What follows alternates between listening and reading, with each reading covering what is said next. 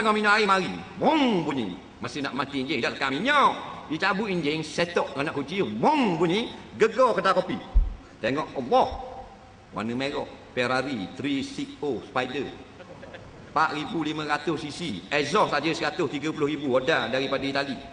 Laju Allah laju bawa 4,500 cc. Top speed 320 km sejam. Dia senyap minum air. Teh satu, minum air tuang dia. Dia mari.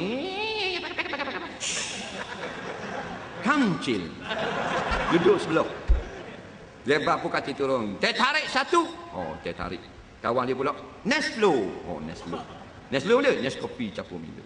Turun pula seorang ikut belakang. Kolo satu. Benda. Kopi campur Milo. Duduk meja sebelah. Sembang. Oh, power kereta kita.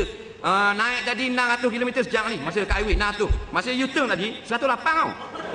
Orang pun ramai-ramai hok dengar lah kedai tu. Nah, tu Ferrari hok parking tu. Kita potong 8 kali ke berapa kali ni? 8 kali.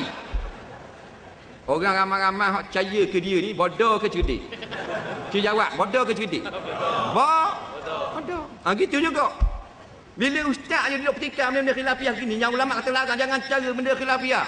Ini susah dah urusan ulama-ulama besar dunia. Ha.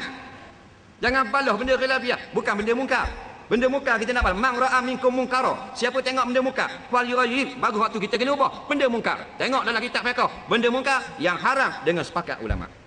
Faham tak? Baru kita cegah. Tapi yang mungkar tak cegah. Duk benda-benda lagu ni. Nampak lagi? Lepas tu duk percaya, 8 kali boleh potong Ferrari. Memang Ferrari berhenti kecil, dia potong. Nampak? Jadi Tuhan beri akal, jangan kita buang akal kita letak menjadi binatang ternakan.